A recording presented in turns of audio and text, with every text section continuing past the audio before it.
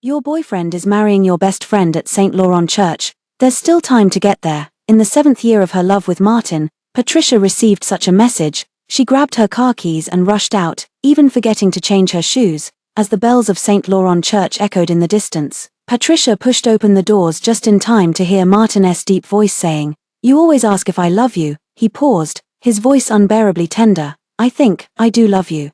The words pierced her heart like a knife. Patricia felt her legs weaken, nearly collapsing to her knees. Hello, everyone. Welcome to my channel. Subscribe us to read wonderful novels every day. Now the story begins. He loved Mia. Then what about her? What did she even mean to him? She and Martin had grown up together since childhood. From toddling steps to blossoming youth, he had always been the one who cherished her in the palm of his hand.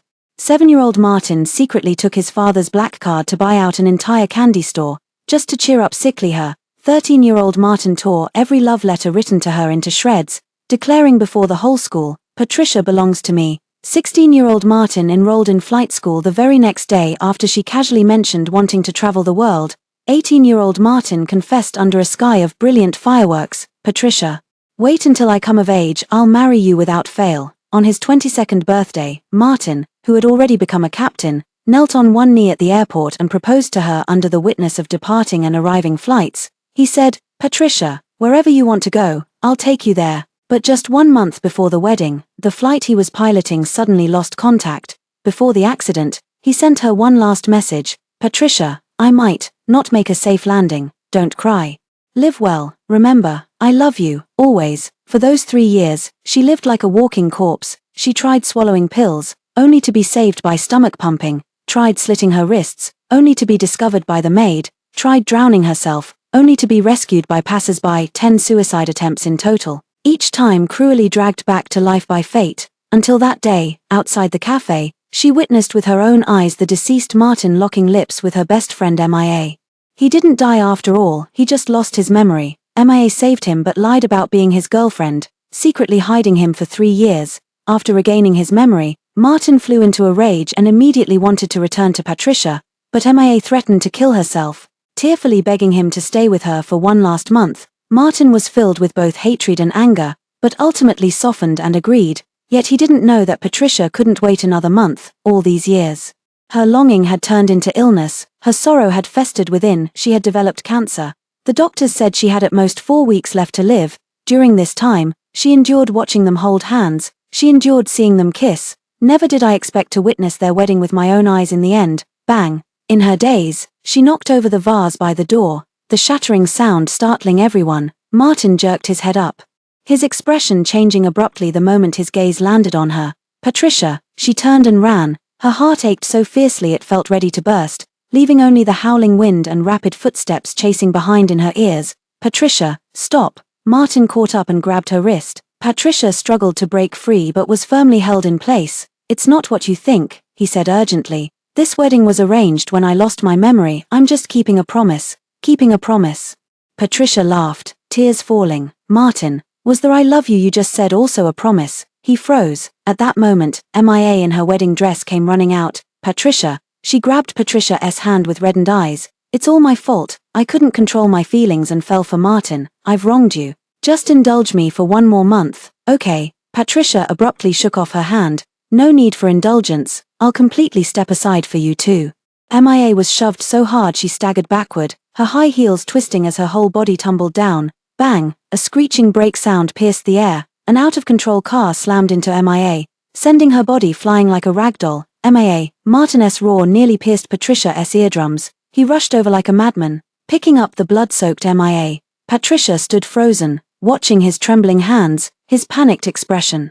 The way he carried her across the street desperately flagging down cars, it was a panic Patricia knew all too well. "The last time I saw him like this was 5 years ago when Patricia got into a car accident. Back then, he held her in his arms, his voice trembling uncontrollably. "Patricia, don't fall asleep. Please don't sleep."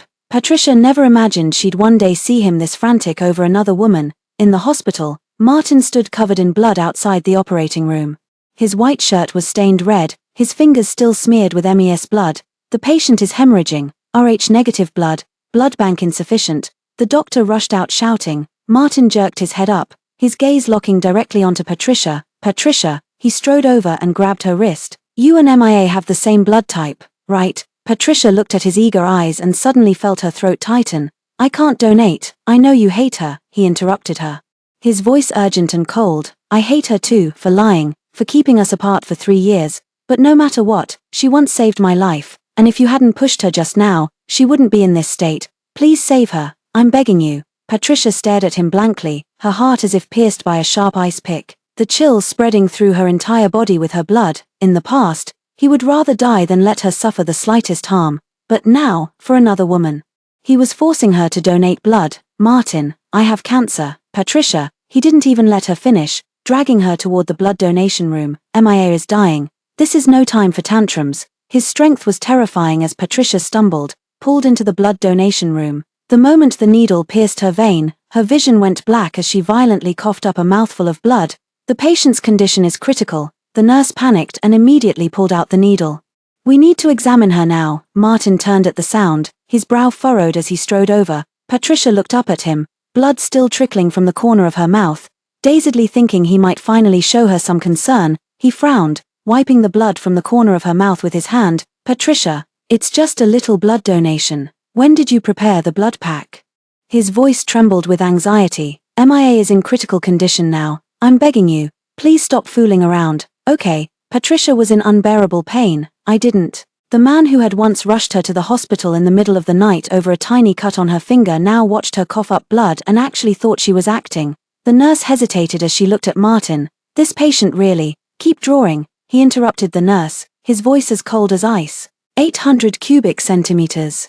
Not a milliliter less. When the needle pierced her vein again, Patricia could no longer feel the pain. Her blood flowed continuously into the blood bag, just like their 7-year relationship, being drained away bit by bit. When the blood bag was full, Patricia vaguely saw Martin rushing her blood toward the operating room, summoning her last ounce of strength. She staggered to her feet and stumbled toward the glass window. Through the glass, Patricia saw him clutching Mia's hand tightly, pleading over and over, May, don't be hurt, please. He even bent down to kiss the back of her hand. Patricia smiled. She laughed until tears rolled down, laughed until her heart ached. That year when she was 18, Martin vowed to her under a sky full of stars, Patricia, in this lifetime, I want only you. Turns out his lifetime lasted only 7 years. She wiped away her tears bit by bit, then tremblingly pulled out her phone and dialed the number she had saved long ago. Hello. Is this the Swiss Euthanasia Organization? I'd like to apply for euthanasia. Before she could finish speaking, another mouthful of blood gushed out, splattering across the phone screen like the fireworks he had set off for her that year. Martin, I thought we would grow old together. Never imagining this would be our final ending, it would be a farewell for life and death. A gentle voice came from the other end of the phone. We only accept applications from terminally ill patients. I've been diagnosed with late-stage cancer. After a few seconds of silence, the voice softened. I'm sorry to hear that. We will process your application and give you 2 weeks to settle your affairs. When the time comes, please come directly to Switzerland, and we'll accompany you on your final journey. Thank you. After hanging up the phone, Patricia suddenly began coughing violently, a metallic sweetness rising in her throat. She staggered to the bathroom and spat out a mouthful of blood. It took 3 painkillers to barely suppress the pain. Summoning her last ounce of strength, she hailed a taxi home and curled up in bed, sinking into a heavy, dazed sleep. At dawn the next day, Patricia forced herself out of bed and wrote down a list of things to handle one by one. 1. Buy a burial plot for myself. 2. Sort through my belongings. 3. Delete all social media accounts. The pain was unbearable. That single sheet of paper took her a long time to finish, writing in fits and starts. She had no idea how much time had passed when she finally finished writing. Just as she was about to pick up her phone to check the time, she unexpectedly came across Mia's updated social media post. Martin was carefully feeding her porridge by the hospital bed, captioned "Every cloud has a silver lining." Her fingers trembled, and she accidentally tapped into it. Only then did she realize Mia's privacy settings were completely open, revealing every post from the past 3 years. All those sweet moments that had been hidden from her before were now laid bare before her eyes. Breakfast made by Martin himself. He says he'll spoil me like this every day from now on. The accompanying photo shows his profile as he fries eggs, so tender it hurts to look. He carried me down the entire street, saying I'm lighter than cotton candy. In the photo, she's clinging to his back, beaming with joy. Stole a kiss and got caught. The video shows her standing on tiptoe to kiss him as he leans down to meet her, their intimacy heartbreaking to witness. Scrolling through post after post, Patricia's fingers trembled, tears splashing onto the screen until her vision blurred. During the days she was breaking down and suicidal, Martin and MIA were laughing while cooking in the kitchen. During the late nights she lay awake with insomnia, they were traveling by the sea. On the day she swallowed sleeping pills and was rushed for stomach pumping, they were setting off fireworks at an amusement park. It turns out that during all those unbearable days of hers, they were living so happily. Her phone screen blurred with tears, the pain in her chest rising like tidal waves, one after another, threatening to drown her completely. She couldn't bear to look any longer and abruptly closed the app. That afternoon, she visited the cemetery on the outskirts of the city. This is the best plot in the cemetery, facing south with a view of the entire maple forest, the staff member enthusiastically explained. In autumn, red leaves will cover the entire hillside. Patricia nodded and swiftly signed her name to complete the purchase. She was about to turn and leave when suddenly a familiar voice came from behind. "Can't this plot be given up? I'm sorry, sir. This young lady has already purchased this burial plot. You may discuss it with her." Patricia turned slowly and unexpectedly met Martin's astonished gaze. "Patricia, who are you buying a grave for?" Her throat tightened, nearly causing her to blurt out her own name, but after 3 seconds, she still chose to conceal the truth, hoarsely replying, "Someone important." Martin furrowed his brows even deeper. In his memory, Patricia had no living relatives left. "Patricia, so it was you who bought this land?" Emia's voice came from behind as she affectionately looped her arm through Martin's. "Could you let us have it? Our hamster Nancy died after 3 years with us, and I want to bury her here. The scenery is perfect." Emia's eyes instantly reddened. Martin immediately pulled her into a comforting embrace and turned to Patricia. "Patricia, I remember you have no family left. This land," he paused, "are you also using it to bury pets? How about this? I'll pay double for it, alright? I don't need the money." 5 times, he upped the offer. 10 times, 15 times. Patricia stared at the man before her, her mind drifting back to that charity auction years ago. She had taken a fancy to an antique brooch, but someone else had outbid her. Martin, seeing her crestfallen expression, had immediately chased after the buyer and stubbornly repurchased it at 10 times the price. Moved at the time, she called him silly, but he just smiled and pinched her cheek.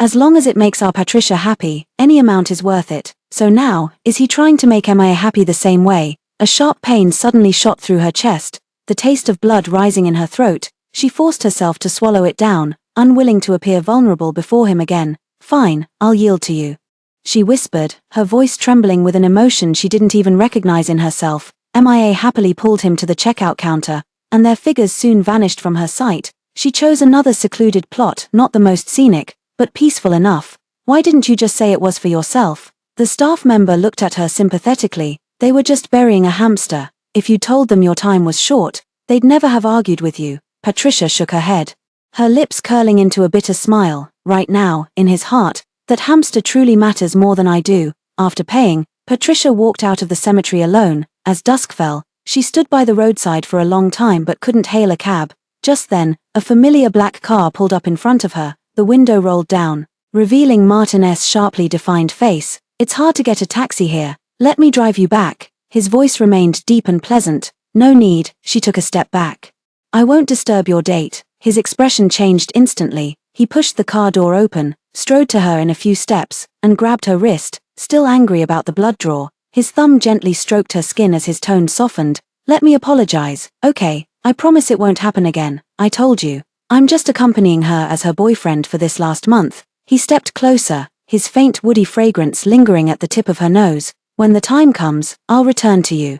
I've always loved you. How could I ever leave you alone?" His sweet words were as charming as every time he had coaxed her before. She couldn't break free from his grip and was ultimately half forced into the car. In the back seat, Mia was playing with her phone. When she saw Patricia get in, she looked up and gave her a sweet smile. "Patricia, the weather is so nice today. Why don't we go for a picnic?" "No need. Don't be a spoil sport." She affectionately linked arms with Martin. "Martin. What do you say?" Martin glanced at Patricia through the rearview mirror and nodded. "All right." The car stopped in front of a supermarket along the way, and Martin got out to buy picnic supplies. Patricia watched through the car window as he expertly picked out all of Emia's favorites: cheesecake, blueberry jam, smoked salmon. The memory suddenly flashed back to 3 years ago, during their last picnic together. Back then Martin had bought all her favorite foods: strawberry cake, peanut butter, and roast beef. Mia had complained at the time. "Martin, You could at least consider Patricia's best friend too. You only bought what she likes. I don't like any of these. Martin, how had he responded? But my heart and eyes are completely filled with Patricia. I really don't want to remember what other girls like to eat. Yet now, he remembers every detail clearly. As the car started moving again, she turned to look out the window. The fleeting scenery blurred into indistinct shapes before her eyes, and only then did she realize tears had been streaming down her face unnoticed. Emma caught sight of her reflection in the rearview mirror, a triumphant smile curling at the corners of her lips. On the picnic blanket by the river, Mia smiled sweetly as she savored the shrimp that Martin had peeled for her. His slender fingers deftly removed the shrimp shells, placing the tender meat onto Emma's plate before picking up a napkin to gently wipe away the sauce at the corner of her mouth. He'd even unscrew the cap of her mineral water bottle before handing it to her. Patricia sat quietly to the side, surrounded by an array of exquisite dishes, each one something she was allergic to. Patricia, why aren't you eating? Mia blinked her innocent large eyes, a faint smile playing at the corners of her lips. Does it not suit your taste? Patricia shook her head. I'm not hungry. Martin glanced up at her with a complicated look but said nothing, continuing to pour juice for Mia. A cold wind blew past. Mia dramatically hunched her shoulders. Martin immediately took off his coat to wrap around her, only to notice in the next second the already shivering Patricia standing nearby. A hint of guilt flashed in his eyes. Sorry Patricia, I only brought one coat. It's fine. Patricia's voice was eerily calm. She's your girlfriend now. It's only right that you take care of her. Martin opened his mouth to explain, but swallowed his words when he saw Emma's delighted expression. She knew what he was thinking. Anyway, there's only 1 month left, just tough it out. But she couldn't wait another month. After the picnic, the sky suddenly opened up with heavy rain, and the car struggled through the muddy road. In the end, they decided to stay at a nearby hotel for the night. Sorry. We only have 2 rooms left, the receptionist said apologetically. Martin paused for a moment. I'll share a room with Mia, and Patricia, you can have a room to yourself. After speaking, he glanced at Patricia, seemingly already prepared to coax her. Yet she merely took the room key calmly and walked toward the elevator without looking back. In the room, Patricia showered and curled up on the bed as pain surged over her like a tide. She had taken double the dose of painkillers.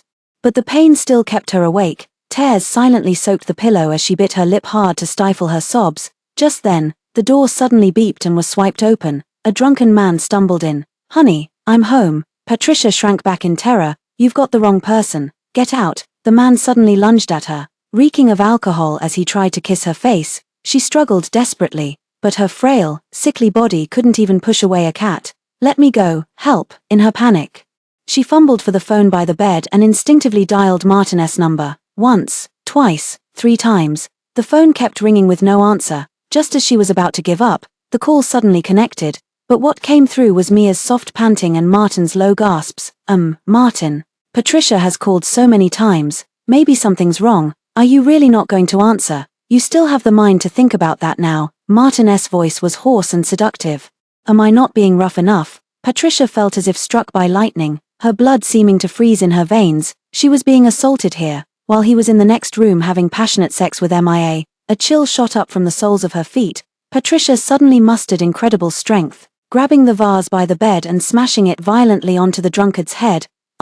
The man released his grip in pain, and she seized the moment to dash out of the room. The front desk staff, seeing her disheveled clothes and numerous injuries, immediately called the police and arranged a new room for her. When the police arrived, Patricia only answered their questions mechanically, as if her soul had been drained from her body. The next day in the hotel corridor, Patricia and Martin pushed open their doors simultaneously.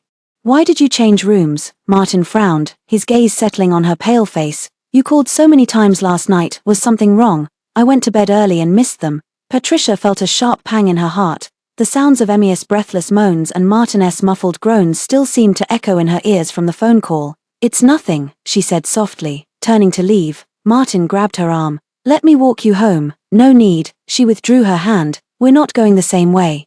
You should take Mia to her place, and I have my own destination. Martin froze, then explained again. I know I've been neglecting you these days, but I'll be back with you soon. If I don't humor her, she'll threaten suicide again. Please don't be angry. Okay, I'm not angry. Patricia looked at him calmly. And I won't be angry ever again. She turned and walked away, unaware of the Martin's complicated expression behind her, returning to the empty villa. Patricia began handling the second posthumous matter. She spent an entire day digging out Martin's gifts from all these years, the limited edition Chanel bag he flew to Paris specifically to buy for her, the custom jewelry engraved with their initials, that out-of-print vinyl record he queued for 3 days to get as her birthday gift. Each piece carried the sweetness of their past. Now, she packed them all into cardboard boxes, labeled them as worthless gift bundle, and sent them to the auction house. All of these start at 0.01 yuan, she told the staff. Bundle them and name it worthless gift bundle. At the auction venue, Patricia had just taken her seat when she saw Martin walking in, holding Emia's hand. Patricia, Martin brought me here to buy a birthday gift, Mia said with a sweet smile. I didn't expect to run into you again, what a coincidence. Patricia responded with a faint hum, her gaze shifting toward the auction stage. Throughout the entire auction, she watched as Martin bid on exorbitantly priced jewelry pieces for Mia, then tenderly helped her try them on, just as he had once done for her. Strangely enough, as she witnessed all this, her heart no longer ached. Perhaps she had truly become numb. Next up is today's grand finale lot, the worthless trinkets bundle. When the staff brought out that familiar gift box, Patricia saw Martin instantly change his expression, causing an uproar throughout the venue as whispers and discussions erupted. Are they insane? Any single item in here is worth a fortune, starting at 0.01 yuan. Isn't this basically giving it away for free? Amidst the rising and falling bids, Patricia watched the numbers flickering on the large screen before calmly standing up to leave. She didn't see that the moment she turned away, Martin suddenly raised his paddle, using the sky lantern method to claim everything at an astronomical price. Patricia, just stepping out of the auction house, Martin caught up and grabbed her wrist. What do you mean? These were all gifts from me, why sell them off so cheaply? What you gave me is mine, Patricia said calmly, looking at him. I can do whatever I want with them. Go back. If your girlfriend sees you tugging at me like this, she'll be angry. Martin thought she was still sulking and sighed helplessly. I told you. I just need to stay with her for 1 more month before coming back to you. You're the only one I love, can you stop making this difficult? Really? Patricia suddenly smiled, a smile that made Martin shiver. Am I really the only one you love? Martin slightly changed his expression and was about to speak. Fire, run. Screams suddenly erupted inside the auction house. Martin turned pale, remembering that Mia was still inside, and immediately shook off Patricia to dash back in. Patricia was thrown staggering to the ground. Before she could get up, she was trampled by the panicked fleeing crowd. Countless feet stomped heavily on her hands, shoulders, back. Cough, cough. A mouthful of blood sprayed out as darkness engulfed her vision, and she completely lost consciousness. In her final moment, she hazily saw Martin carrying Mia out of the fiery scene. Without even a glance in this direction, Patricia woke up in the hospital to find the ward completely empty.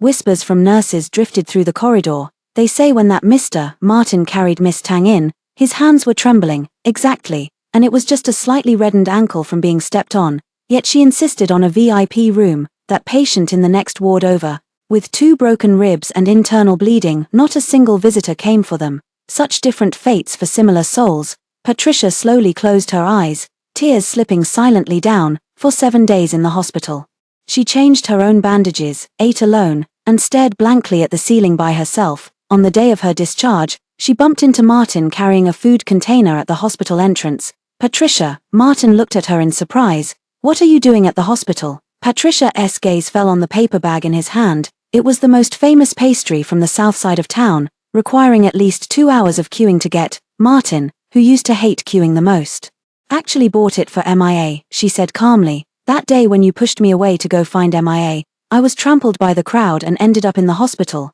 Martin's face suddenly changed, and he grabbed her wrist. I'm sorry, Patricia, I didn't know. Where were you hurt? Does it still hurt? Span, the most painful time has passed. She withdrew her hand. Span, I'm sorry, Martin said with guilt-filled eyes, his voice trembling. Let me make it up to you. Okay, what do you want?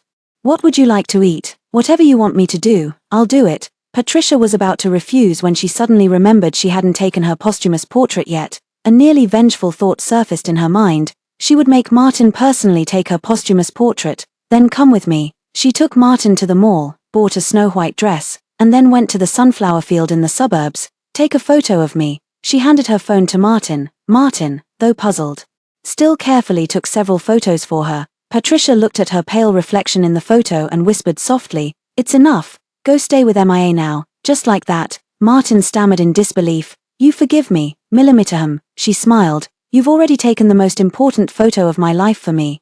the most important posthumous portrait, Martin always felt something was off about her. "Patricia, are you hiding something from me?" Just as she was about to speak. His phone rang, it was MIA. After hanging up, he hurriedly said goodbye. "Patricia, MIA is waiting for me to cut the cake. I'll come see you tomorrow." Patricia watched his retreating figure and silently returned home. In the days that followed, she watched through Mia's social media as Martin took her to the Eiffel Tower, to Hokkaido to see the snow, to Venice for gondola rides. Each post was painfully sweet to behold, while she woke in pain and fell asleep vomiting blood, swallowing painkillers like meals, until one day, Martin suddenly came to visit. "Patricia, Mia's birthday party is today, and we hope you can come," he coaxed gently. "She knows she was wrong and has been wanting to make amends. You two used to be the closest of friends, please grant her this wish." A gaping wound seemed to tear open in her chest. Letting the cold wind howl through, she could hardly believe what she was hearing. He stood there, every word out of his mouth about Emia's feelings. But what about her pain? Were those 10 suicide attempts at night, those days and nights of being deceived, that heart-wrenching pain of watching them love each other, were they all so insignificant in his eyes? Seeing her silent, Martin checked his watch and half-coaxed, half-dragged her into the car. The banquet hall was resplendent.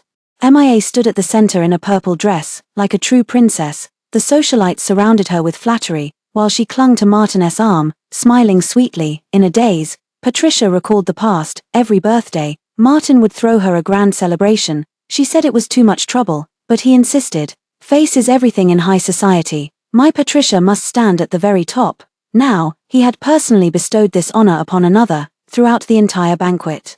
Patricia watched as Martin drank on behalf of Mia, saw her nestle affectionately against his shoulder, observed him bending down to adjust her dress, each movement so familiar it seemed rehearsed 1,000 times. She clenched her wine glass tightly, her knuckles turning white. Suddenly, the lights dimmed. "Now, let the lovers share a kiss." The host's voice rang out in the darkness. In the faint light, Patricia saw Martin cup Emia's face. His movements were so tender, as if holding some rare treasure, and then, he leaned down and kissed her. In that instant, youthful memories came flooding back. On the day of their first kiss, the boy's lashes trembled nervously, his voice low and hoarse. "Patricia, I practiced so long." His lips were soft and warm, carrying the fresh sweetness of mint candy. After the kiss, he asked her with flushed cheeks, "Did I pass the test?" And now, before everyone's eyes, he was kissing someone else, skilled and tender. It felt like a piece of burning charcoal was pressed against her heart, scorching her until tears streamed down. She bit her lips so hard she tasted blood. After what felt like an eternity, the lights came back on. As the banquet was winding down, Patricia was about to leave when Mia came jogging over to grab her hand. "Patricia," she beamed, "I'm so happy you came. We're heading to a bar for after party, join us." "No, don't be a spoil sport," she insisted, linking arms with Patricia before she could refuse. "Martin, don't you agree?" Martin stood behind her, his gaze fixed on Patricia. "Let's all go together." In the end, Patricia was practically dragged into the car by them. The neon lights outside the car window flashed by, illuminating Martin's focused profile as he drove, while Mia leaned against his shoulder, smiling sweetly. She turned her head to look at the scenery flying past outside the window. Suddenly remembering a sentence he had once said, "Patricia, I'll only ever love you." "Martin, you never told me back then." So, forever was this short after all. The bar's private room was dimly lit, the music deafening. Patricia sat in the corner like a ghost, watching them laugh and play. Mia insisted on pulling her into the game, and in the first round Martin lost. "So far, how many people have you loved?" someone teased. Martin's gaze shifted between Patricia and Mia. Before he finally raised his glass, "I choose to drink." The clinking of glasses was sharp and jarring. Patricia felt as if a piece of flesh had been carved from her chest, leaving only an empty void howling with cold wind. Silence, in itself, was the answer. It turned out he had truly fallen in love with two people at the same time. She lost the second round, and the truth she drew was so explicit it left her mortified. "I'll drink," she said, grabbing the glass and downing it in one gulp.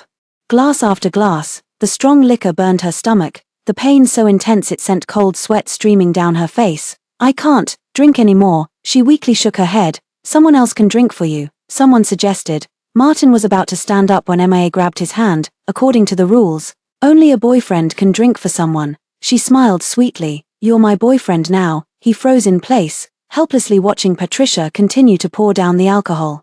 When Patricia raised her glass once more, Martin finally couldn't hold back from intervening. but a distant cry interrupted. MIA twisted her ankle in the restroom. Without hesitation, he turned and left. The private room emptied instantly as everyone rushed toward the restroom. Patricia finally couldn't hold on any longer, spitting a mouthful of blood into her wine glass. After dialing 120 with trembling fingers, she completely sank into darkness, in the hospital corridor. Martin was helping the limping MIA get an examination. A nurse rushed over pushing a mobile bed. Make way, gastric cancer patient in alcoholic shock. A pale wrist protruded from beneath the sheets, adorned with the familiar silver bracelet that Martin recognized, the birthday gift he had given Patricia when she turned 18. His heart clenched, and just as he was about to chase after the figure to ask who it was, MIA was wheeled out of the examination room. Martin, my foot hurts so much. Martin tore his gaze away and turned to steady MIA. When she woke again, the antiseptic smell of the hospital stung Patricia's nostrils painfully. Miss, your condition has deteriorated severely. You must be hospitalized immediately, the doctor said gravely, adjusting his glasses. Patricia shook her head. No need. But, it's incurable. Patricia calmly interrupted him. I know my condition. The doctor looked at the test results and finally sighed. Probably just these few days. Do whatever you want to do, quickly, Span. Patricia acknowledged with a hum, thanked him, and calmly went through the discharge procedures for herself. Back home, Patricia sat by the bed, deleting photo after photo of her and Martin from her phone. The first kiss at 16, fireworks at 18, the proposal at 22. Her finger hovered over confirm deletion for a long moment before finally tapping it. One by one, the social media accounts were deactivated. As if erasing their memories bit by bit, a sudden knock came at the door. Patricia, Martin stood outside, brows furrowed. Why isn't your phone working? My messages aren't going through either. I've deleted all my accounts, Patricia replied calmly. Why? His face was filled with shock. She offered no explanation, only asking quietly. Did you need something? Tomorrow marks the 1-month deadline I promised MIA. His voice suddenly softened, just like when he used to coax her. I should be returning to you. But, he paused, somewhat hesitant. MIA made a birthday wish, asking me to spend 3 more days with her. I agreed. So, my flight to Switzerland is tomorrow. Haven't you always wanted to see snow? I'll take you there, and pick you up after 3 days. How does that sound? Patricia suddenly laughed. How ironic fate could be. She was going to Switzerland for euthanasia, and the one who sent her on this path to death was none other than Martin. Okay, Martin was stunned, never expecting her to agree so readily. A strange feeling surged in his heart again, but he suppressed his unease. I'll pick you up tomorrow. That night, Patricia gazed at the moonlight outside the window, sleepless till dawn. The next morning, Martin appeared punctually at the door. He wore a crisp captain's uniform, his epaulets glinting in the morning light. Let's go. He naturally reached to take Patricia's luggage but abruptly withdrew upon touching her fingers. Why are they so cold? Patricia didn't answer, silently following him into the car. In the cabin, his voice came through the speakers. Ladies and gentlemen, I'm Captain Martin of this flight, wishing you all a wonderful time in Switzerland. The voice that once made her heart flutter now sounded so distant. During the 10-hour flight, Patricia kept gazing at the sea of clouds outside the window, the layers upon layers of white clouds resembling the cherry blossoms he once took her to see in their youth. We're here. As they disembarked, he adjusted Patricia's scarf for her. I'll come pick you up in 3 days. Wait for me, Martin. Patricia suddenly called him by his full name. I can't wait for you anymore. He froze. What? Nothing. Patricia smiled. Have a safe trip.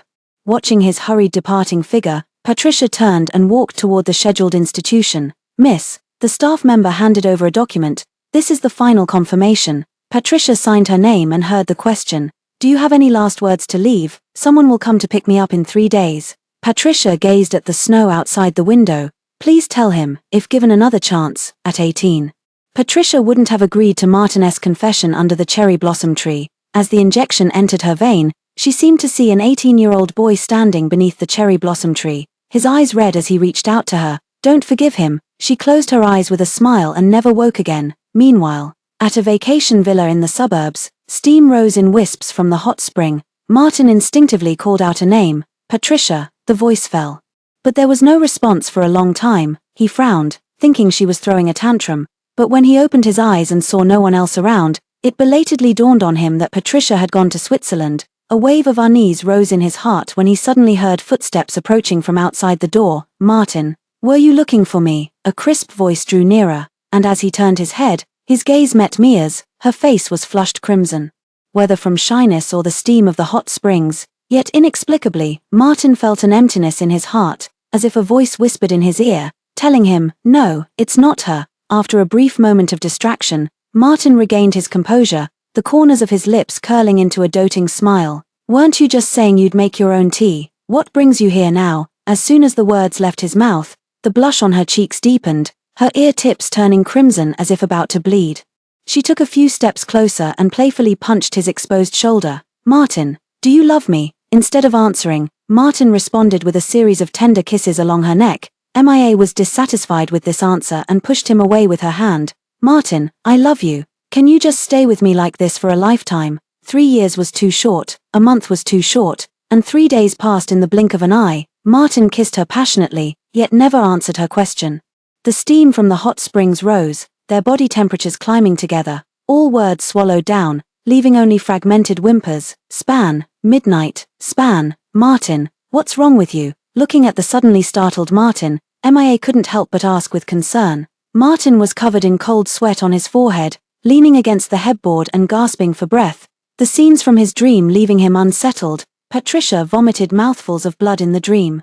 Her eyes filled with resentment as she looked at him. Suddenly, the dream shifted to a firework-lit confession at 18, where she smiled and rejected him, cold and heartless. Mia reached out and wrapped an arm around his shoulder. "Did you have a nightmare? Dreams are the opposite of reality. Don't worry." Hearing her words, Martin murmured, "Yes, everything is reversed." Patricia loved him so much that she would never leave him. These were Mia's last 3 days with him. Every minute and second meticulously arranged by Mia, he took her to take wedding photos, watched fireworks over the sea, and shared passionate embraces every night. On the last night, Martin said to Mia, "Tomorrow I'm going to Switzerland to bring Patricia back. Let's not see each other anymore." Mia's eyes instantly reddened, her voice hoarse as she said, "Martin, wouldn't it be nice if we could stay together like this forever?"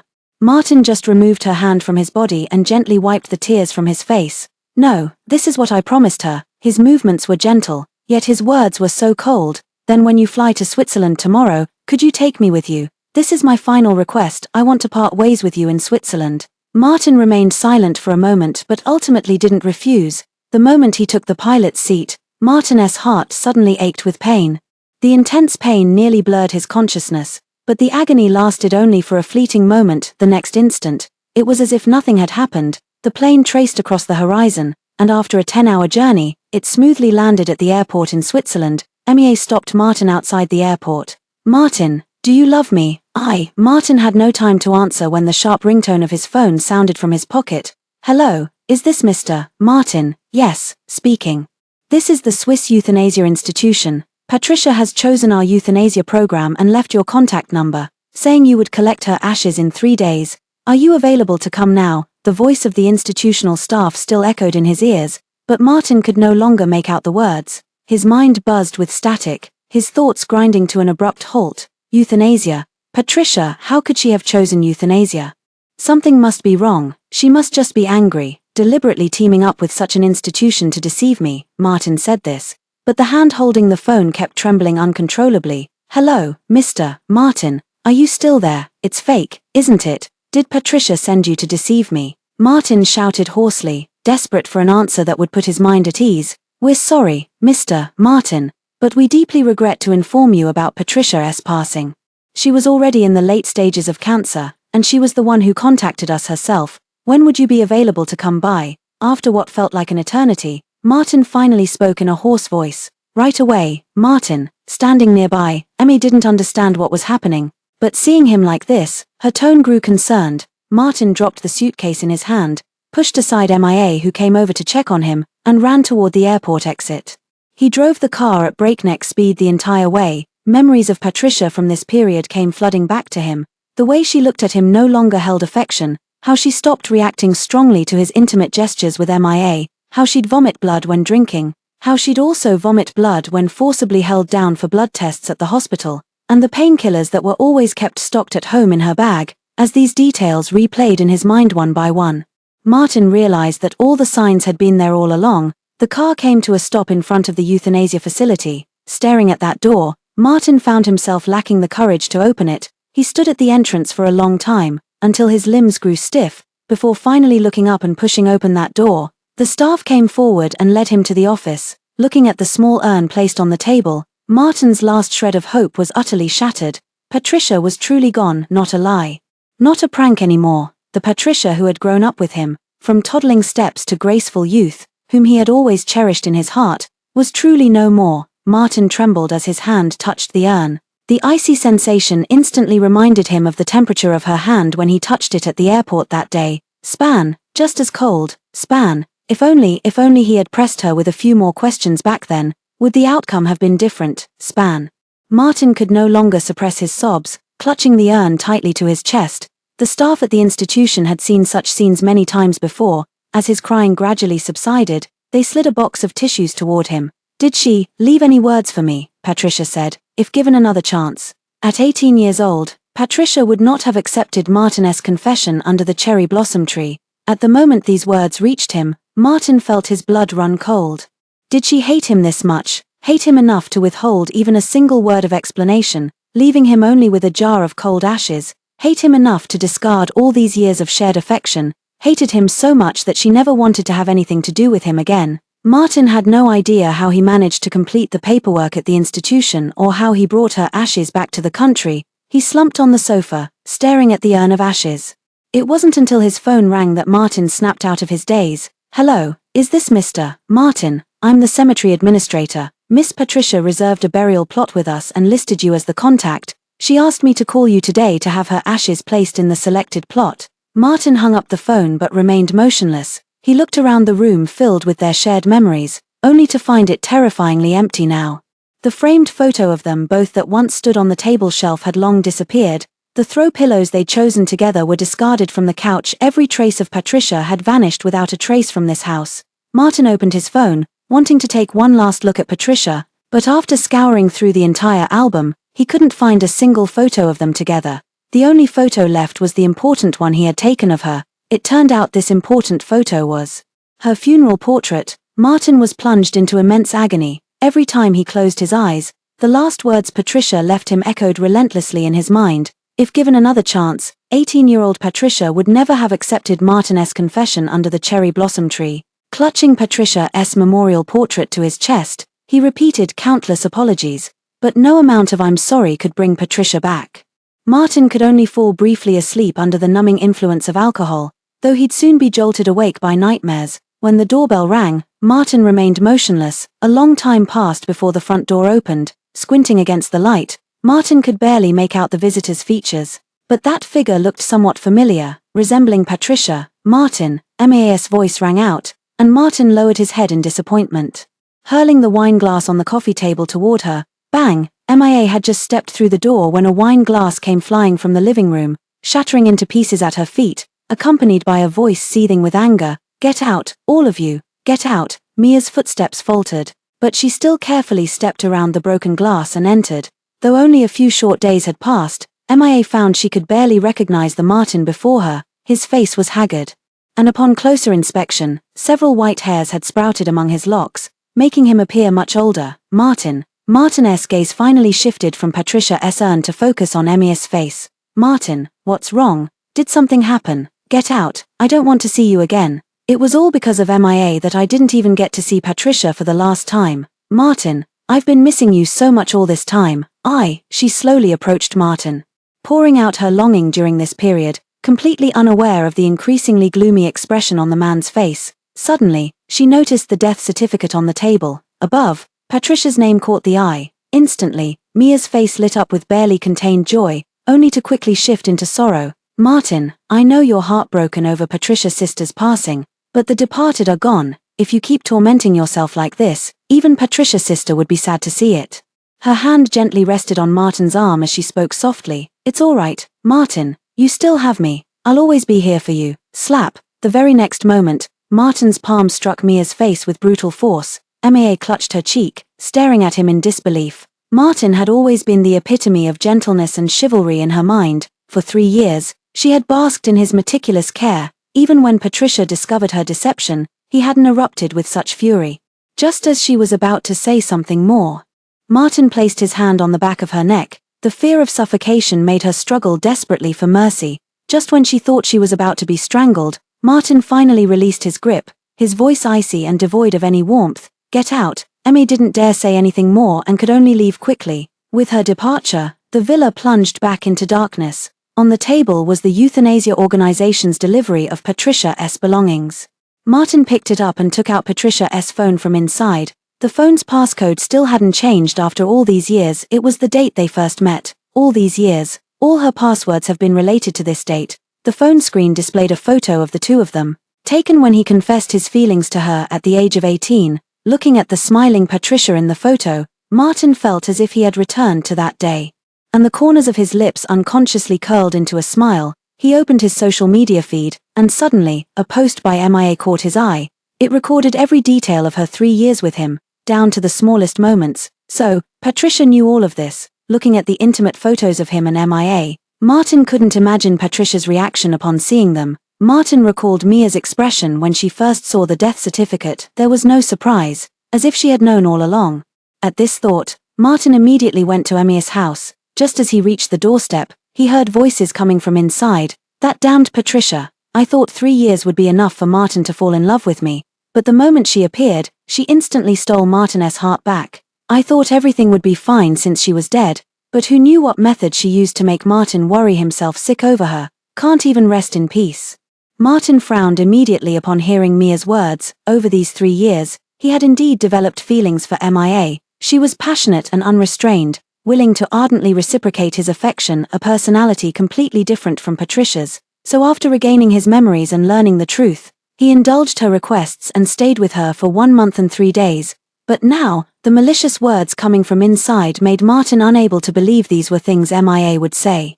Yet he withdrew the foot that was about to step inside, standing quietly outside the door, even suppressing his own breathing. He wanted to know what else MIA might say in places he couldn't see.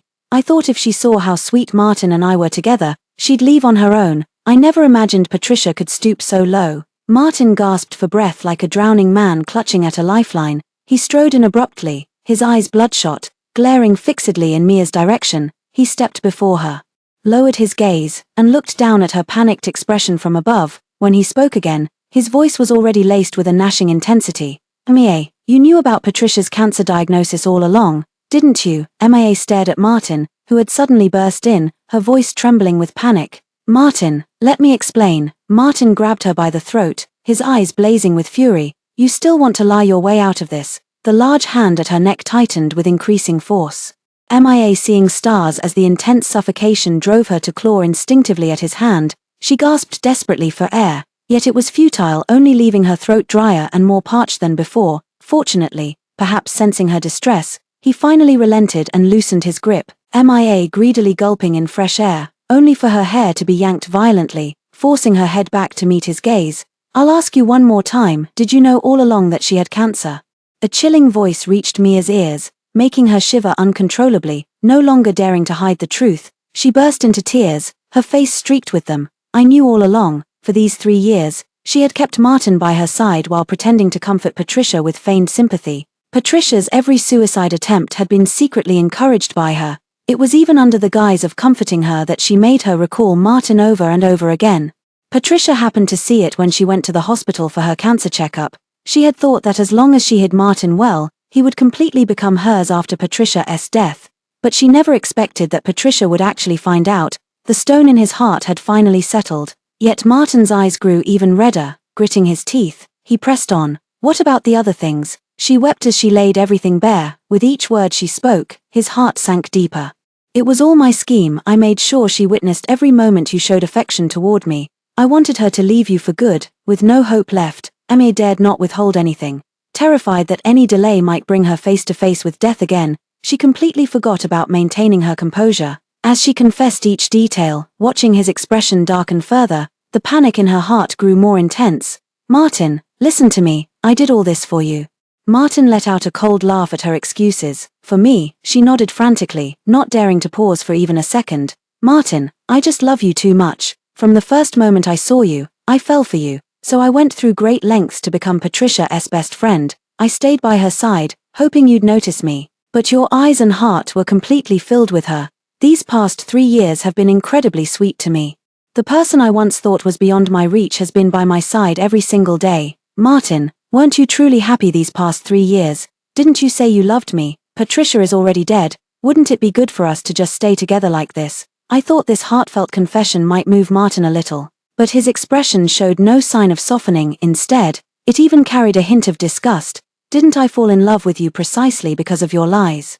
Martin scolded her. It was all because of your endless lies that I stayed with you. A vicious woman like you is truly disgusting. Martin's undisguised loathing pierced Emily's heart. For the first time, her tears were genuine. No, Martin, I truly love you, and don't you love me too? The love he had once professed to her became her only lifeline in this moment, but he no longer wanted to believe her words, nor even spare her another glance, completely dismissing everything she said.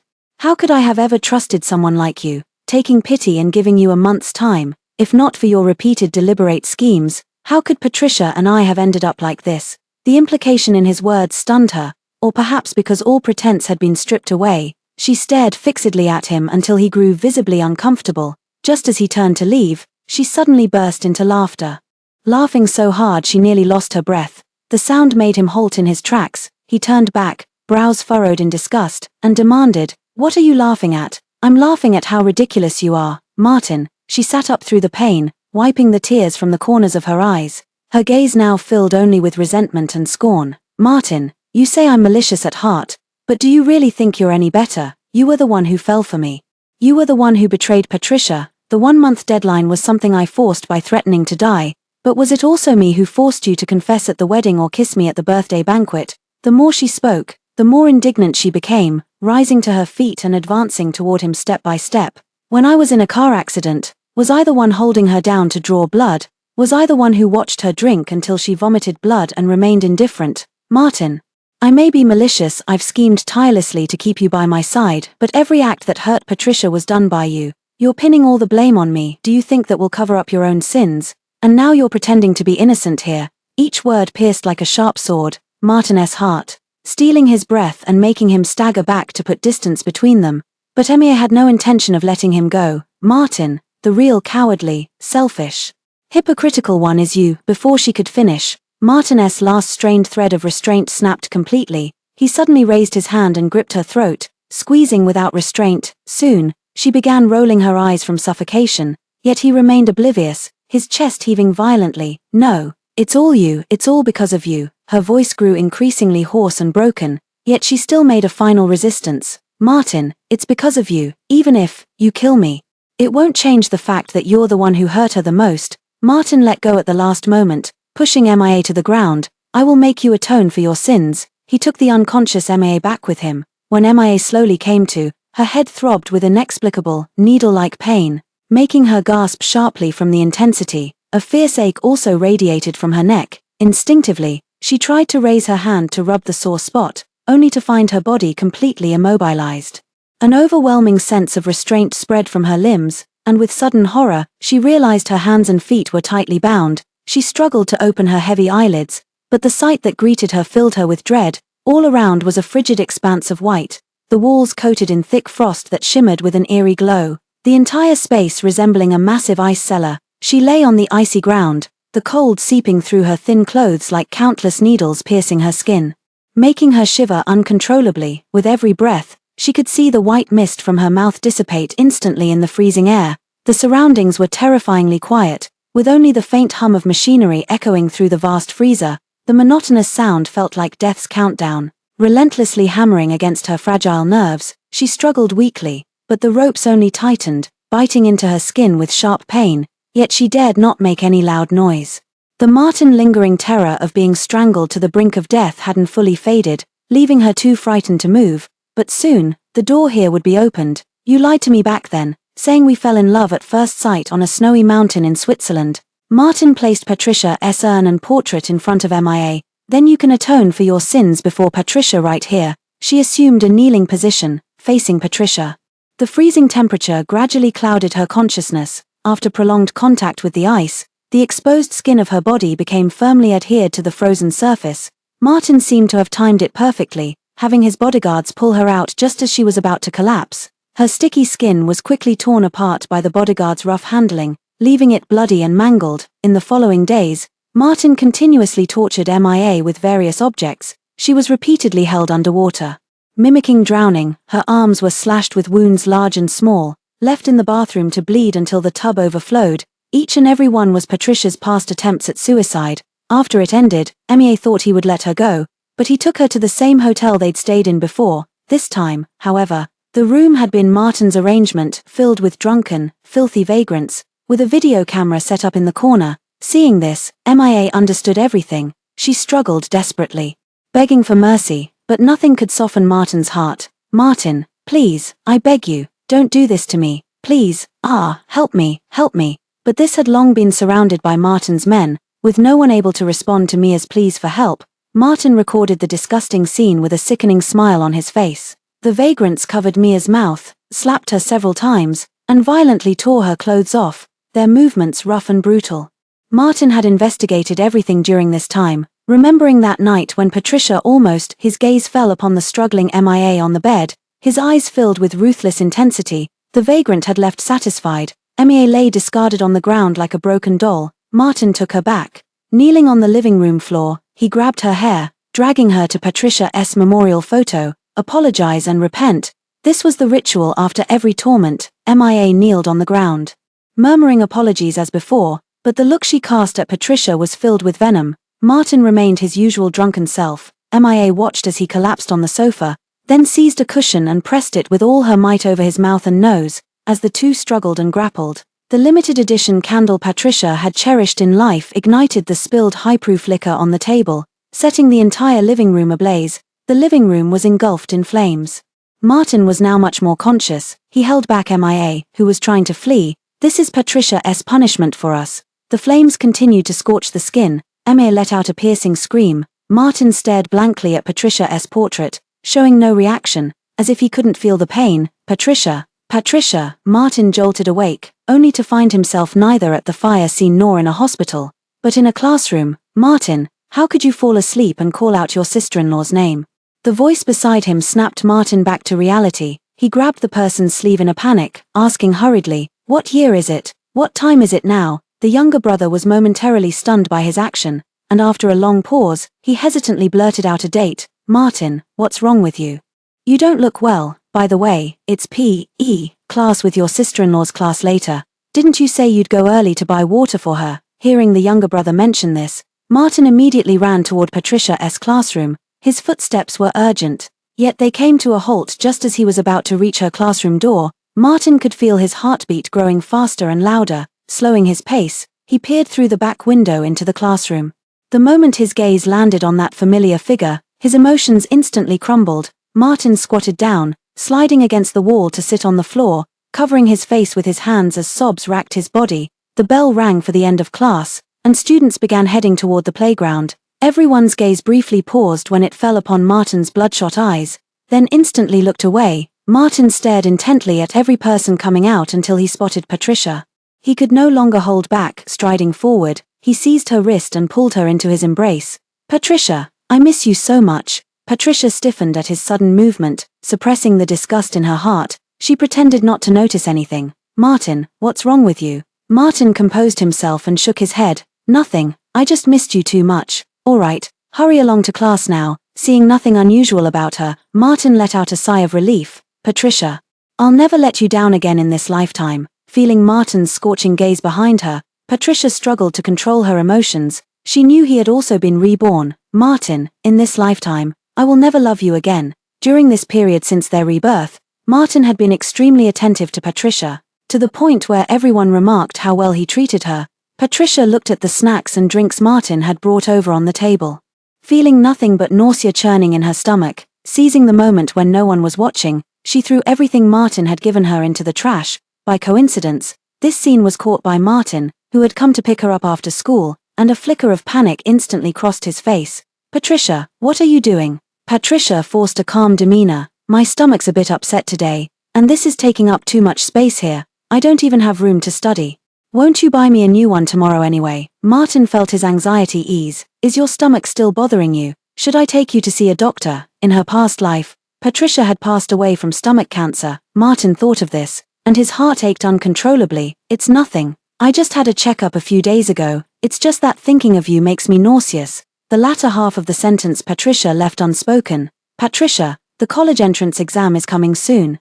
Right after it will be your 18th birthday. I have something to tell you then. Okay, I have something to tell you too." Soon enough, Patricia's birthday arrived. Martin chartered an entire cruise ship to celebrate Patricia's birthday. Patricia was led onto the cruise ship by Martin. As she removed her blindfold, the entire ship was adorned with colorful balloons. Soft lights filtered through them, casting a kaleidoscope of hues on the walls, enveloping the vessel in a dreamy, sweet ambience. Her favorite music played over the ship's speakers, as if melodies of love were flowing through the air. From the moment she stepped onto the cruise ship, colorful balloons stretched along the path, as if guiding Patricia toward this feast of love. At the center of the cruise deck, someone had carefully arranged candles into a large, exquisite heart shape.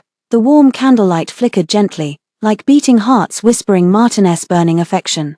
In the middle of the heart lay a bouquet of vibrant red roses, their petals adorned with glistening dewdrops, radiating extraordinary charm. Around the candle, scattered rose petals glow fiery red, their brilliance complementing the candlelight to create an atmosphere of ultimate romance. Every corner of the cruise ship displays their shared photographs. In these pictures, their radiant smiles capture each blissful moment. Some photos were encased in exquisite frames and hung on the walls.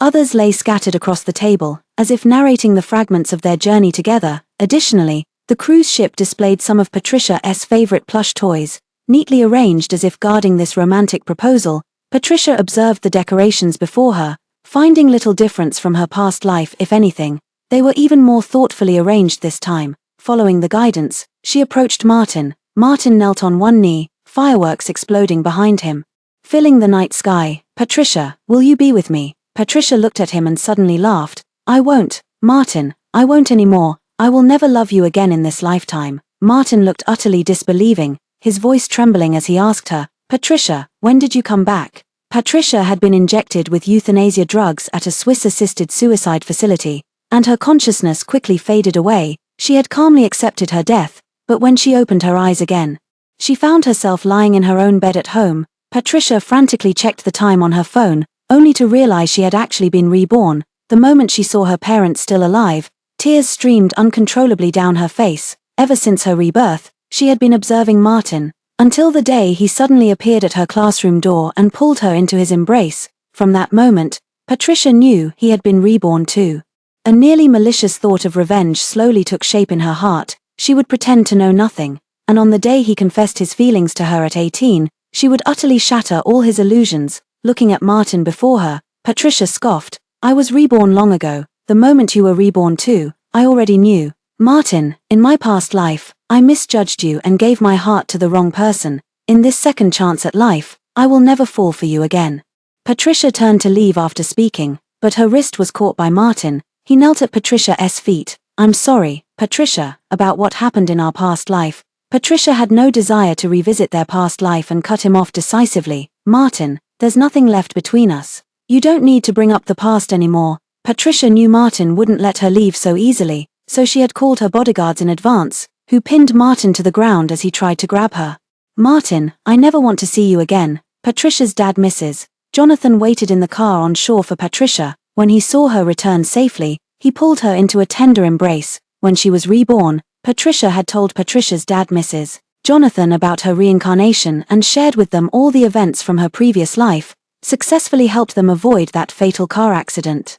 "Mom, Dad, I want to go out to clear my mind." Patricia's dad, Mrs. Jonathan, was naturally willing and said directly, "We'll help you handle Martin." With her parents' promise, Patricia went out to relax with peace of mind. In her previous life, her entire existence revolved around Martin, and before she could truly enjoy her own life, she passed away from stomach cancer. This time around, she never wants to lay eyes on Martin again. The next day, Jonathan's house had its front door banged upon loudly, with the sound of a servant's voice growing nearer, tinged with impatience. "Coming, coming, stop knocking." As the door opened, the servant peeked out and was momentarily stunned to see Martin standing outside. After a long pause, they finally said, "Wait here, Martin. I'll go inform the master." Patricia's dad wasn't surprised when the servant told him Martin had arrived. "Martin is kneeling outside right now, saying he's realized his mistake and wants to beg for your and the young lady's forgiveness." Patricia's dad shook the newspaper in his hand, a hint of mockery flashing in his eyes.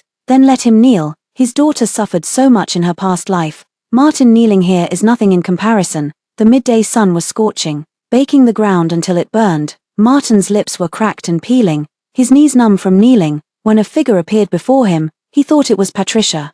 But when he looked up eagerly, he saw it was Patricia's dad, Mr. Jonathan. Patricia's dad snorted coldly. Martin should hurry back. If anything happens to him here, the Jonathan family can't bear the responsibility. It's my fault for letting down Patricia. I came today to apologize to her. Apologize? No need for apologies. There's no longer any relationship between our Jonathan family and your Murray family. There won't be any connection between Patricia and you either. Ever since Patricia was reborn, Patricia's dad gradually began severing ties with the Murray family. Originally, the two were childhood sweethearts, and both families were happy to see their relationship blossom. But after what happened in their past life, Patricia's dad, Mrs. Jonathan, who cherished his daughter deeply, harbored bitter hatred toward Martin and the Murray family. Martin grew anxious. What happened in the past life was my fault. Please, just let me see Patricia one more time. I will apologize to her properly and beg for her forgiveness. Back then you kept saying you would always be good to Patricia. But what happened? For another woman, what have you done to Patricia? Our Jonathan family daughter doesn't deserve to be treated like this by you. She's my only daughter. In our previous life, her mother and I passed away early, and surely our biggest worry was for her. I thought with you and the Murray family, she wouldn't suffer any grievances. You grew up together since childhood, so there should have been some affection between you, but it seems I was wrong. Patricia's dad with that. He directly had the butler show the guest out. Martin wanted to say something more, but saw the butler looking at him. Martin, this way please.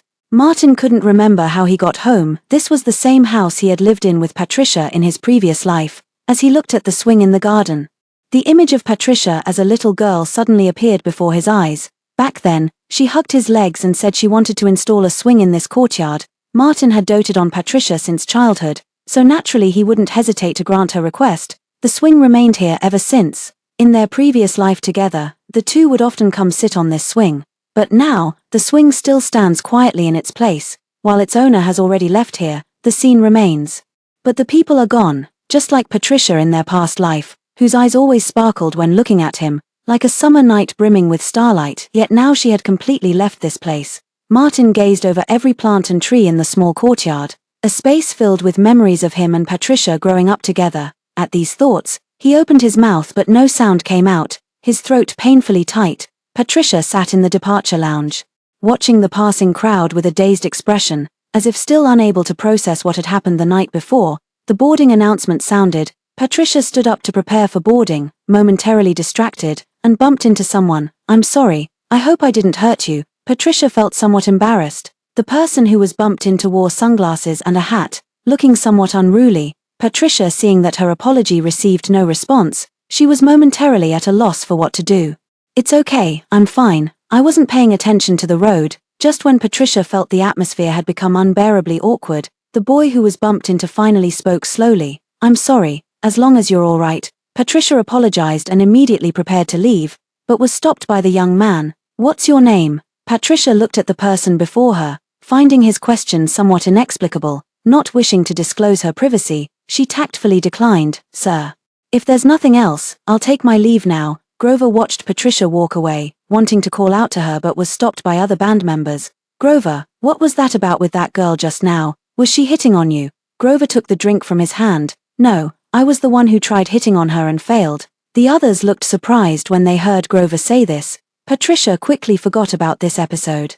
When she boarded the plane and watched the ground gradually shrink below, she only felt a sense of relief. Patricia was stopped at customs when she got off the plane. The officer spoke in German, and Patricia couldn't understand much. Seeing Patricia's confused expression, the customs officer switched to English, but with a heavy accent that left Patricia utterly bewildered. She said, there's something in your bag that needs to be taken out for inspection. Patricia was about to thank him for coming to her rescue when she realized he was the strange man she had bumped into earlier. When going through customs, his hat and sunglasses were removed, and Patricia finally noticed he was actually quite handsome. Thank you. Patricia took out the items from her bag for customs inspection. After quite a hassle, she finally cleared customs. The weather wasn't cooperating. Patricia had just stepped out of the airport when it started raining. She called the car she had booked in advance, but no one answered. Why aren't you answering the phone? Patricia looked at the unanswered call with some frustration. Need any help? This was her third encounter with this guy. Patricia thought it was almost too much of a coincidence. No, thank you. Grover extended his hand first. "Hello, I'm Grover." Patricia looked at him warily, hesitantly returning the handshake. "Hello, I'm Patricia." Grover repeated Patricia's name twice. "The rain isn't stopping anytime soon. Did your driver stand you up?" Patricia nodded as the call automatically disconnected yet again from going unanswered. "Where are you headed? I can give you a ride." Patricia felt cautious about accepting kindness from a stranger. Just as she was about to refuse, a thunderclap split the sky. "The rain will only get heavier later. We've already exchanged names. So we're practically friends. If you don't trust me, here's my ID." Grover had gone this far. Patricia couldn't bring herself to refuse and gave the address of her booked hotel. Grover froze for a moment upon hearing the address. "Is it inconvenient for you to go there?" Grover shook his head. "No. But what a coincidence, we seem to have booked the same hotel." Grover showed her his reservation details. Patricia was scrolling through her phone in the car when she suddenly noticed the keyboardist of a band in a recommended video looked strikingly similar to Grover. This discovery made Patricia unable to resist stealing glances at Grover, who was driving. "Why do you keep looking at me?" Grover couldn't help but ask. Patricia tentatively began. "I found someone who looks just like you." Grover glanced at Patricia's phone. "That's actually me. I'm here for a performance. You should come see my show." "What about you?" "Here for vacation."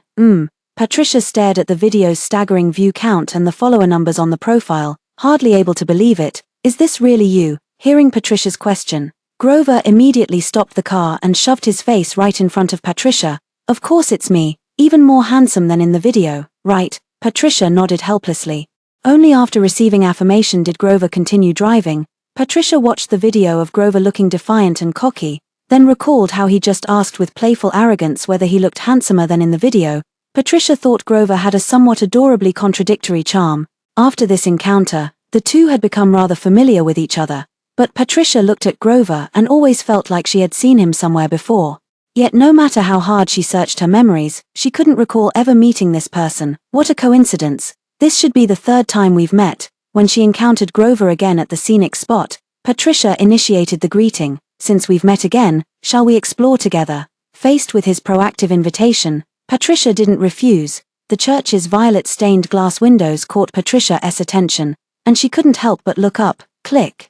The sound of the camera drew Patricia's attention, and as she turned around, she saw Grover holding up his camera. They had encountered each other like this many times before. Patricia and she had grown somewhat accustomed to having someone help take photos during her travels. "Is your performance over?" As they strolled and chatted, Patricia casually asked. "Yes, I'll be returning home soon." Patricia looked at his downcast eyes and suddenly asked, "Have we met before?" An 18-year-old Patricia might not have thought these repeated coincidences were accidental, but the 25-year-old Patricia didn't believe they were mere chance. Upon hearing Patricia's words, Grover remained silent for a moment before explaining. "We attended the same high school. At the New Year's Eve party the year before last, we collaborated on something. But I graduated 2 years ago. You probably don't remember me." Patricia dug this memory out from the depths of her recollection. "That choir performance, you were the one playing piano." Grover nodded. During the first rehearsal, he'd been captivated the moment he saw Patricia standing at the front as lead singer. From then on, he would search for her figure among the crowd during every rehearsal. Love at first sight might seem a bit frivolous, but it was indeed the beginning of his heart stirring. Sunlight streamed through the stained glass window. Falling upon the ring in his hand, the reflected light caught Patricia's attention. She had little impression of Grover, but the ring on his hand felt strangely familiar to her. In her past life, after learning of Martin's death, her heart turned to ashes, and she sought death multiple times. One time, she jumped off the bridge. The moment she hit the water's surface, she seemed to hear someone calling her name, but she quickly lost consciousness. When she was rescued, Patricia, in her dazed state, only saw the ring on that person's hand. Once this memory was unlocked, many previously overlooked details came flooding back. Patricia silently repeated Grover's name in her heart. Grover, J.C. During those 3 years, Patricia often received bouquets or small gifts signed with this name, accompanied by comforting words. Patricia instinctively assumed it was a friend, but lost in her grief, she never sought to find out who it really was. At this thought, Patricia couldn't help but ask, "Have you been wearing this ring all along?" Grover didn't understand why she asked, but answered truthfully, "Yes." Recalling events from her past life, Patricia felt a pang of sadness. Noticing her melancholy, Grover grew flustered. "Did I do something to upset you?" Grover knew about Patricia and Martin, so he had always buried his feelings deep in his heart. when they met at the airport last time, he thought it was fate giving him a chance. Did he also have a chance to hold this star in his hand? That's why he designed their encounters at every scenic spot. Even if it was just walking together for a while or exchanging a few simple words, Grover would still feel happy. Patricia shook her head. Thank you very much. Whether in the previous life or this one, there's nothing between me and Martin anymore. This trip abroad is just to relax. After saying this, Patricia said nothing more, just waved at him with a smile. I'm heading back. Don't forget to send me the photos. Grover stood frozen in place. Did her words mean what he thought they meant? At the mere thought of this possibility, Grover could barely contain the smile spreading across his face. Patricia boarded a flight home the next day. When she returned to Jonathan's house, she saw Martin kneeling at the doorstep. It had been a while since they last met, and Patricia could barely recognize the Martin before her. His face was haggard, the pain still suppressed between his brows from kneeling at the door for so long. Patricia. Martin wanted to speak to Patricia the moment he saw her, but before he could rise, he stumbled and fell to the ground. Patricia felt not the slightest ripple in her heart as she watched him in this state. Patricia. Martin, you'd better leave. The doorstep of Jonathan's house is no place for someone as grand as you. Patricia. Martin called out to her urgently, his eyes filled with sorrow. Patricia, do you really despise me this much? Patricia let out a cold laugh. Shouldn't I? Martin, I've made it perfectly clear. There's nothing between us anymore. Why must you keep up this pretentious act? Do you actually expect my forgiveness for what you've done? After that day, Martin left the doorstep of Jonathan's house. Patricia thought he had come to his senses and didn't press the matter further. That day, after having a meal with Grover, just as Patricia was getting out of the car, she was suddenly startled by a figure darting out from the side.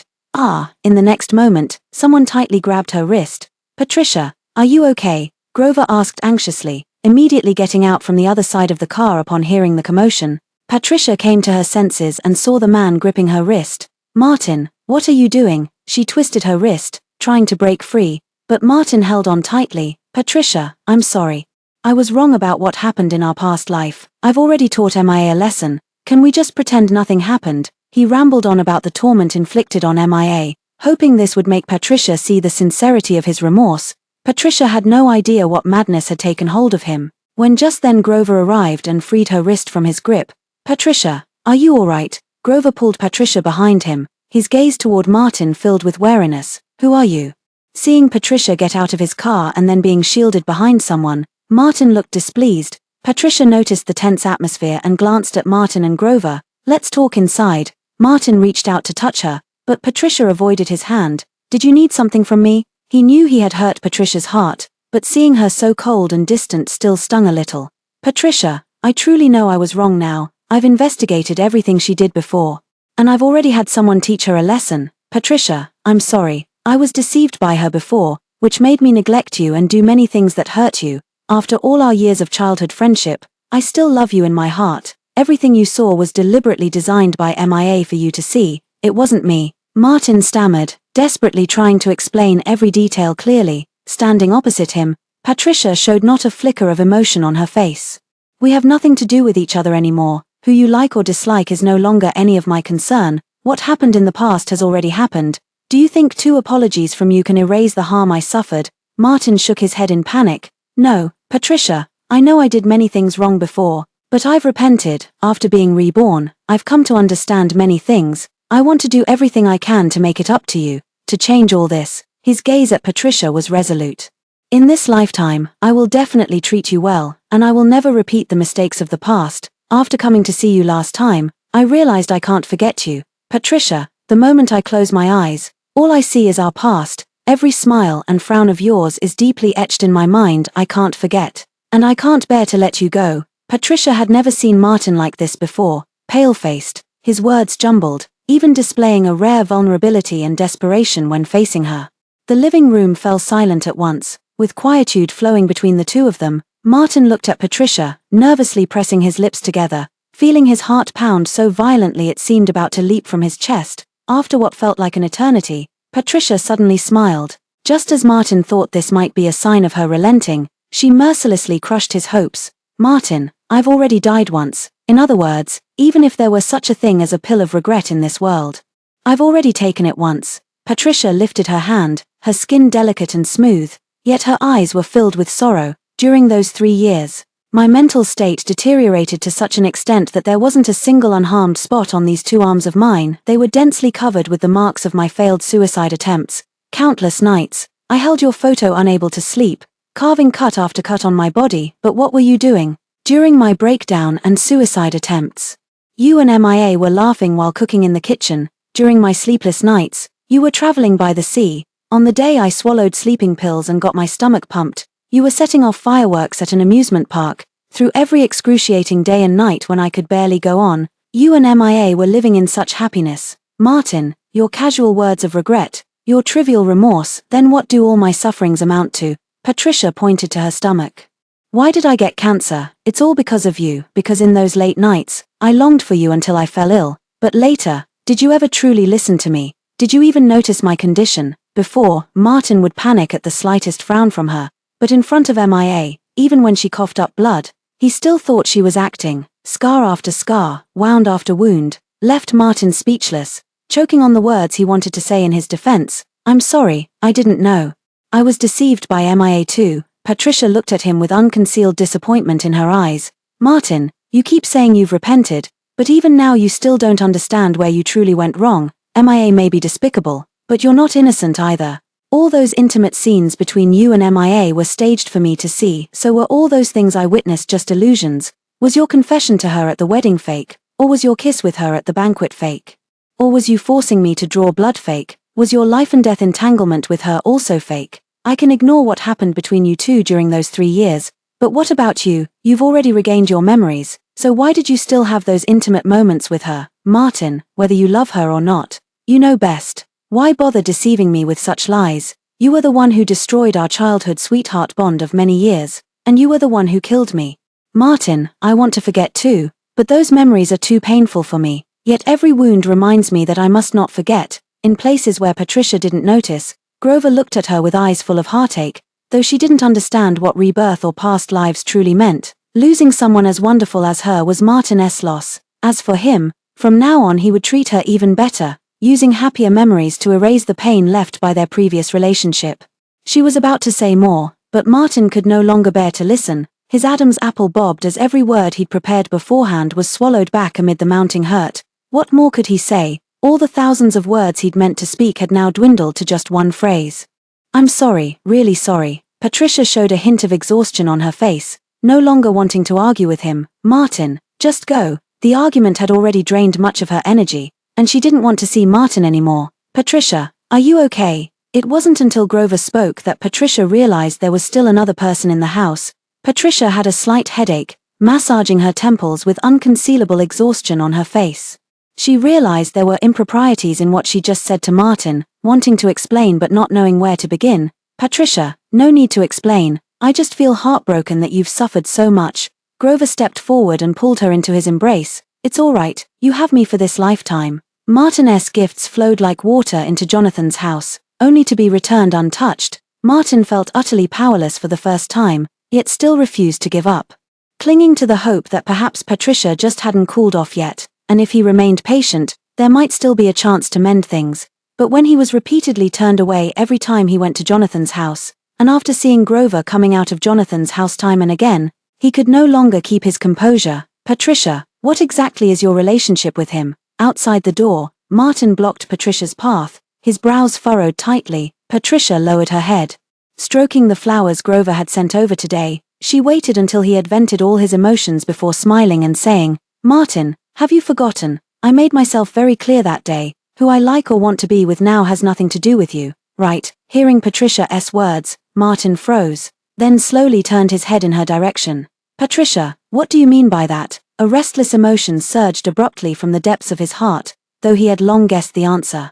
He simply couldn't bring himself to believe it. Even though Patricia's words last time had been harsh enough, Martin still clung to a sliver of hope in his heart. In this lifetime, they still have plenty of time. As long as he doesn't give up, one day he will be able to win Patricia's forgiveness. His eyes widened, still making a final desperate plea. Patricia, you clearly love me. You loved me so much before. Patricia finally raised her head and looked directly at Martin. Martin. People must always look forward. Her voice was so soft, so faint that he could barely hear what she was saying. Since heaven has given me a second chance, I will never waste it again. You needn't hold any more hope.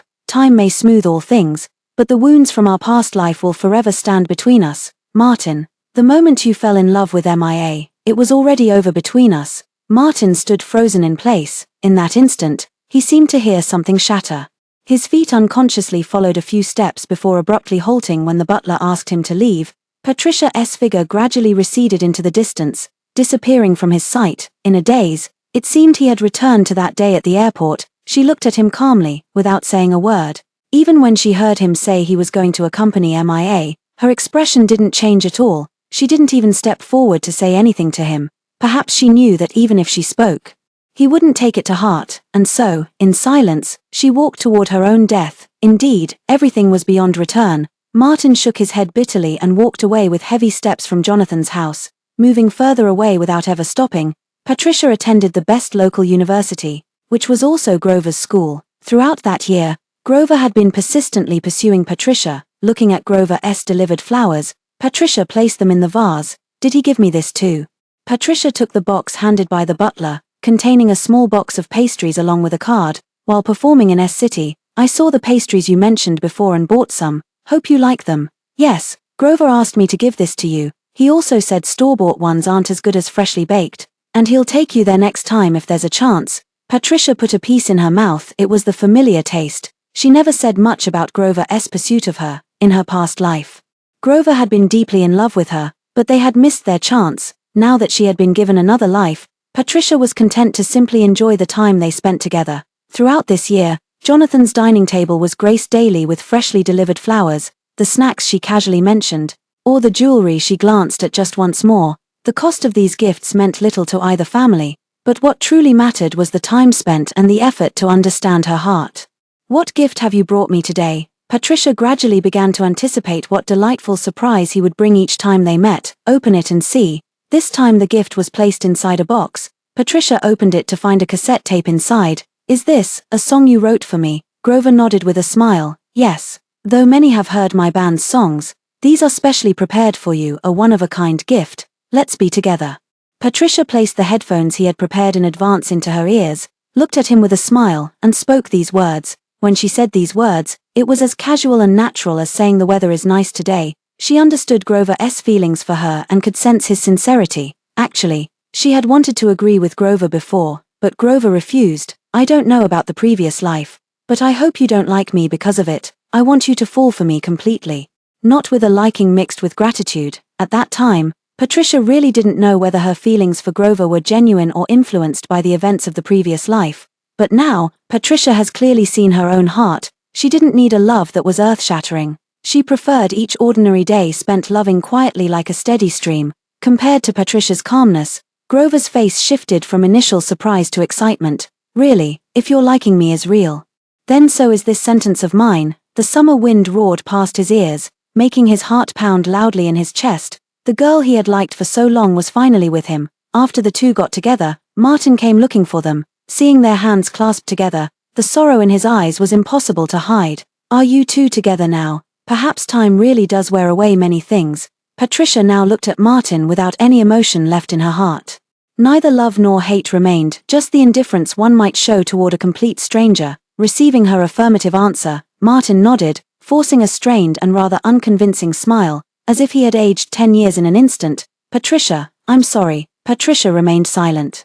She was doing well now, but still couldn't forgive Martin on behalf of her past self. Can we be friends in the future? Patricia shook her head. Martin, the best ending for us is never seeing each other again. Just as Patricia was about to leave with Grover, a car came speeding straight toward her. The tires screeched against the pavement. Patricia turned around and saw the oncoming car, and behind the wheel was a furious Emma. Die, Patricia, it's all because of you, all because of you. Watch out, Grover and Martin shouted simultaneously. Grover pulled Patricia aside, but the car was too fast. Both were still hit. Patricia, shielded by him, tumbled twice on the ground before coming to a stop. Grover, are you okay? Patricia hurried to check on Grover, only to find him already unconscious. Meanwhile, MIA's car had crashed into the guardrail and got stuck, so she grabbed a knife and ran toward Patricia. Patricia, I died a miserable death in my past life. And in this one I'm still being tortured by Martin. Why do you get to live so well? MIA was also reborn in that fire, having been tortured too painfully by Martin before death. After her rebirth, She instinctively kept her distance from both of them, pretending as if she knew nothing and nothing had happened. But after being rejected by Patricia, Martin accidentally caught sight of MIA. Under his relentless questioning, MIA's secret of also being reborn could no longer be concealed. Martin vented all his rage on her. MIA was tortured beyond recognition, and finally managed to escape today. She followed Martin all the way and found Patricia. At the sight of her, MIA could no longer suppress the fury in her heart. Why should she endure torment across 2 lifetimes? While Patricia gets to live so well even after leaving Martin, she's still surrounded by exceptional men. Just as the blade was about to strike Patricia, Martin rushed over and took the stab for Patricia. Enduring the pain to subdue MIA, immediately, he coughed up a mouthful of blood and passed out. Patricia was also terrified by the gruesome scene before her and fainted. No, Patricia jolted awake from the hospital bed, her forehead drenched in cold sweat from the dream of a car speeding toward her. It took her a moment to regain her composure before she hurriedly got out of bed and encountered the nurse entering the room. What happened to the person who was brought in with me? The moment Grover flashed through her mind, lying unconscious on the ground, Patricia couldn't suppress her panic. The nurse helped her onto the hospital bed. Grover's injuries aren't serious. He's resting in the next room. Mr. Martin's condition is more critical and is still being resuscitated. Hearing Grover was fine, Patricia breathed a sigh of relief. But that knife had pierced Martin's heart, and despite the doctors and nurses doing everything they could, his condition remained critical. Patricia went to see him one last time in the ICU when she heard he was in critical condition. At this moment, Martin was already on the verge of death. Seeing Patricia enter, he barely managed to lift his eyes. I'm sorry. As the last tear fell from Martin's eye, the heart monitor emitted a sharp alarm. The once rhythmic waveform, as if pulled taut by an invisible hand, suddenly straightened into a glaring flat line. Martin passed away. MIA was also sentenced to death for intentional assault.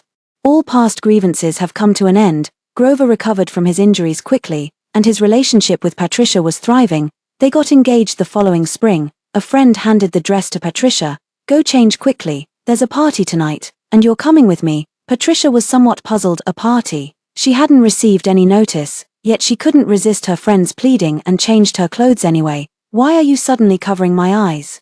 She reminded her to watch her step as she led her onto the cruise ship. She felt her hand being released, and for a moment, she was a little afraid. Tentatively, she took a step forward and fell into a familiar embrace. The silk ribbon on her face was untied, and after adjusting for a while, she finally saw the scene before her clearly. The entire cruise ship was adorned with her favorite jasmine and white roses. She looked at Grover, only to see him kneel on one knee and open the ring box. Patricia, will you marry me? Though he had rehearsed those simple words countless times in his heart, Grover's voice still trembled when he finally spoke them to Patricia. Seeing the tears glistening in Grover's eyes, Patricia stepped forward and embraced him. I do. The ruby ring was slipped onto his finger. Patricia, I've imagined this scene countless times, and now you're truly mine. Patricia couldn't help but tear up as well. Reaching out to wipe the tears from his face before leaning down to kiss the corner of his lips. Grover, I love you. In the sea not far away, dolphins leaped out of the water. They say seeing a dolphin leap out of the water brings good luck. Grover kissed her brow in return, his voice tender. Meeting you is my greatest fortune. Their wedding date was set for summer, with the ceremony to be held at a small island owned by Grover's family. After the wedding, the island would be transferred to Patricia's name. When the wedding day arrived, Patricia found herself feeling unexpectedly nervous as she sat in the room. Mrs. Jonathan noticed her nervousness and took her hand. Always tell us about anything that happens from now on. You'll always be our daughter, whether married or not, whether wronged after marriage or not. You're the most beloved daughter of the Jonathan family. As long as your father and I are here, we'll always be your strongest support. In her past life, they couldn't protect her properly. In this lifetime, such things would never happen again. When Patricia put on her wedding dress, Mrs. Jonathan couldn't help but burst into tears. Mom, even after I'm married, I'll come see you whenever you miss me. Today's my wedding day, so let's be happy. Alright, it's about time. Go wait for your entrance. Mrs. Jonathan, though reluctant to part with Patricia,